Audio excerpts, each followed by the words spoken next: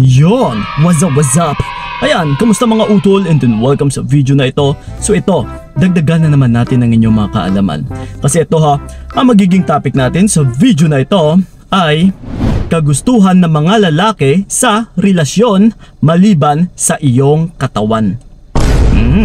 Well, kung minsan pagdating sa mga kababaihan ay nakatatak na sa inyong mga isipan na mostly sa mga kalalakihan ay yung habol sa inyo ay inyong mga pangangatawan. Yes. Pero ito ha, maliban po dyan utol, once na pumapasok po kaming mga lalaki sa isang relasyon, ay may isa po kaming kagustuhan. Na dito kung minsan sumasablay yung mga kababaihan. Na napaka-importante po sa lahat-lahat na bago ka pumasok din sa isang relasyon, yes, kayong mga kababaihan, ay dapat alamin nyo rin po kung ano yung male nature, yes, naming mga kalalakihan. Kung ano ba yung gawain namin, ano yung mga role namin, yes, pagdating sa relationship. Once kasi na hindi mo ito alam, ay talagang maaapakan mo yung kagustuhan ng isang lalaki. And then, maybe isa rin itong sanhi na mas lalo kang maaabuso din ng isang lalaki.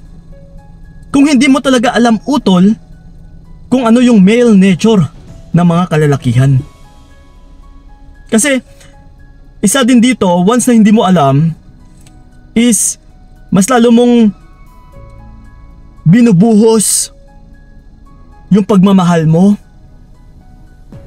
Na yung hindi mo alam is pagdating sa mga kalalakihan ay malaking epekto pala ito na ikasisira ng relationship ninyo. And then, yung isa pa dito is yung expectations mo ay mas lalong tataas once na hindi mo rin inalam kung ano yung nature naming mga kalalakihan. So ngayon sa pag-e-expect mo ng sobra-sobra is dito na rin papasok na masasakal mo yung partner mo. Magde-demand ka na, uutusan mo na siya, na kailangan isang susuklian mo rin or susuklian niya rin yung pagmamahal mo sa kanya, na dapat ganito yung gagawin niya, na dapat iwasan niyo yung mga gawain na ito, na dapat huwag niyang gawin ito, na ito lang dapat yung gagawin niya. Yes, utol. Pero syempre pagdating sa aming mga kalalakihan, again uulitin ko, may nature po kami na diyan kami nakaprogram. Same thing na rin ito sa mga kababaihan na may female nature din kayo. Na dyan din kayo nakaprogram. So ngayon kung lumagpas ka dahil sa iyong emosyon na hindi mo ito nakokontrol, ay ito yung magiging sanhi na mas lalong masisira yung relationship ninyo. Yes, utol. So ito ngayon, isang bagay na dapat ninyong gawin pagdating sa relasyon na mas lalong magugustuhan talaga ng partner mong lalaki. Na ito lang naman yung kagustuhan din namin. So ito mga utol, walang iba kundi limitations and boundaries. Yes, yan po ang kagustuhan ng isang lalaki pagdating sa relasyon. Dahil kaming mga lalaki ay hindi po namin binubuhos lahat-lahat at saka ayaw din namin magiging emotionally attached. Yung totally talaga na maa-attach sa relasyon or sa iisang babae. So ngayon, kung nagkamali ka utol na hindi mo malang binibigyan ng limitasyon or ng boundary yung sarili mo or yung relationship ninyo, ay talagang mas lalo mong masasakal yung partner mo. Na ito talaga yung pinaka number one na nagiging sanhi din. That's why mas lalo kang na-e-echapera ng partner mo. Once na siya ay naging totally emotionally attached dahil sa pinaggagawa mo. Na hindi ito male nature. Yes, pagdating sa aming mga kalalakihan.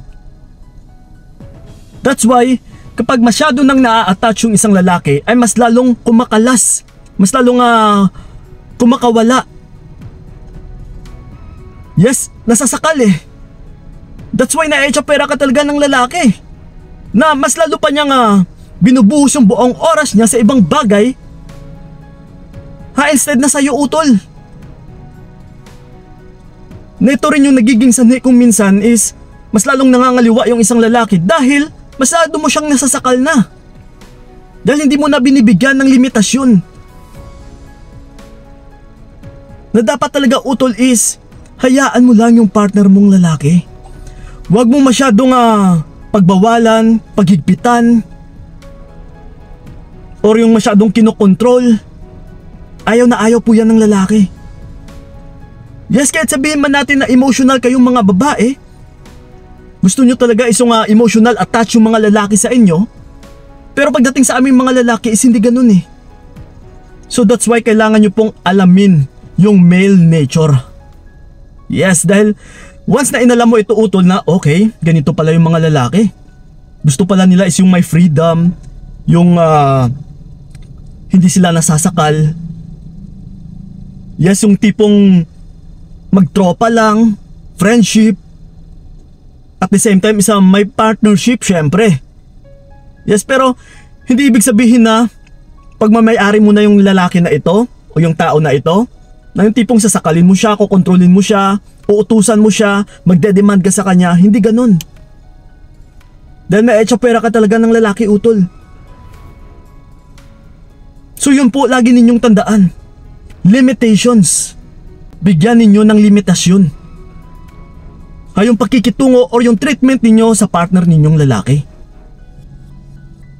Kasi yung lalaki, utol, is kung siya ay isang salawahan or babaero, kahit anong pigil, kahit anong tawag nito, kung anong pagbabantay mo sa kanya, paghihigpit, ay talagang gagawa at saka gagawa pa rin niya ng kasalanan eh.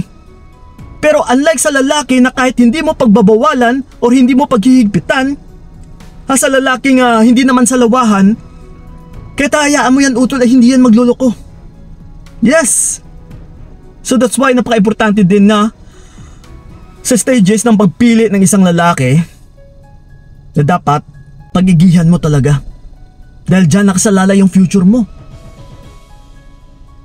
So again, mga utol, yan lang po yung kagustuhan naming mga lalaki. Yan sinisiwalat ko sa inyo. Ito real talk to. Na once na sobrang napapasakal na yung isang lalaki, talagang kumakalas yan. Talagang mas lalong nangangaliwa yan. Na ito talaga yung sanhi kung bakit ka pera sa ngayon. Dahil hindi mo binibigyan ng limitations. Hayaan mo. Huwag mo siya masyadong paghigpitan. Parang saranggola, utol, na palipad-lipad lang dyan. Huwag mo masyadong bantayan. Huwag mo masyadong tawag nito, higpitan yung tali. Na para hindi siya makawala.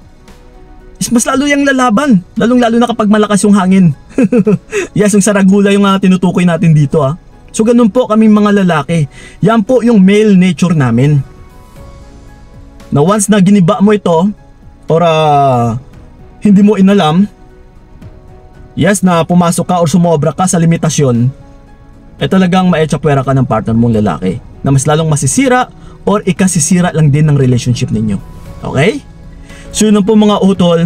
Sana'y nakatulong talaga yung video na ito. By the way, sa mga gusto po akong makausap one-on-one, yes, puntahan nyo lang po yung aking FB page na Payong Kaibigan ni Kiko. Yes, PMS laki at saka mag-usap tayo doon. Okay? So yun lang po. Maraming salamat. So ingat kayo. God bless and babush!